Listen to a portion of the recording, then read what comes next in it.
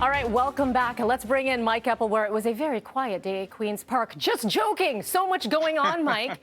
And so much more to follow. Okay, so we know schools. Kids are not going back to in-person learning. And now the attention is turning to businesses and when this reopening plan, reopening of the economy, how it's going to get rolled out, when it's going to get rolled out.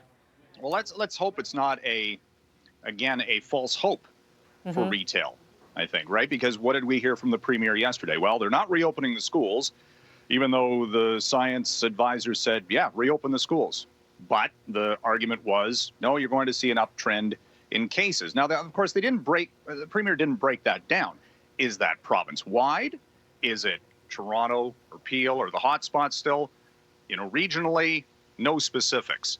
But if you, based on that metric, if you're worried about an increase in cases, at the same time, you're saying you're going to maybe reopen retail early and waiting for the science advisors to give the green light. So this is the problem. It's a, you know, again, the false hope potentially that you might see something before, what is it, June 14th? Is that the next date that we're looking for? Supposedly, but yeah. Supposedly, right. So, you know, and businesses need more time than just, oh, open tomorrow, go for it. You know, it's this constant frustration, I suppose, specifically from small business. Big business has not been hurt. We've seen the numbers, Melanie. They're still selling all sorts of goods. It's the little operator that is feeling the most dramatic effects of all of this. And no doubt that's making it even more frustrating for the smaller businesses, seeing the big guys do well. The immediate call too was to, you know, increase short-term supports. Sure. Just to keep the lights on.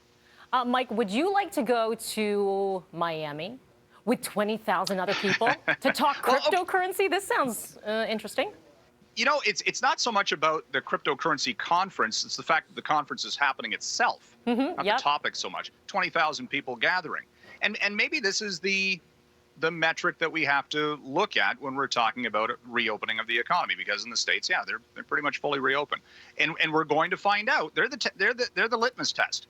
We saw huge crowds at the Indy 500 over the weekend, baseball games, hockey games, Memorial Day travel, and we're hearing this morning as well that the Ford government's waiting for Victoria Day COVID numbers, right? So this is what we're kind of waiting to see. You know, there are large crowds gathering. Are we going to see an uptrend in cases? Are they variants? What have you? Again, the waiting game. The waiting game. All right, let's talk about Toronto real estate that continues to just see this massive climb. Let's look at these numbers. No waiting, because you put a property on the market and it sells within, what, hours now?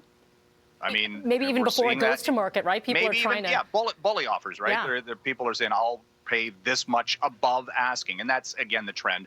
Everything is above asking. Year over year, prices up more than 28% in the GTA. And again, you look at it, and that's an average, right, Melanie? It's not, it's for the entire 416 and the 905. It's certain pockets are selling even faster than others. The burbs versus the downtown. Detached prices, $1.4 million for a detached home now.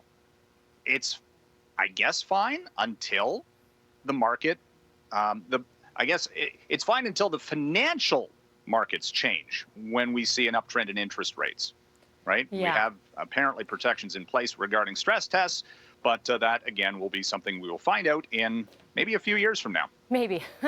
Wow. This is all very wild. Okay, Mike, thanks as always. And Vancouver was $1.8 million on a detached home on average, so it's not just the GTA. No big deal, right? Wow. Okay, talk to you tomorrow, Mike. Thank you. See ya. Time now is 6:18. Coming up next, mounting pressure for more investigations into former residential schools. Could one right here in Ontario be the site of another mass grave? We'll bring you this story next.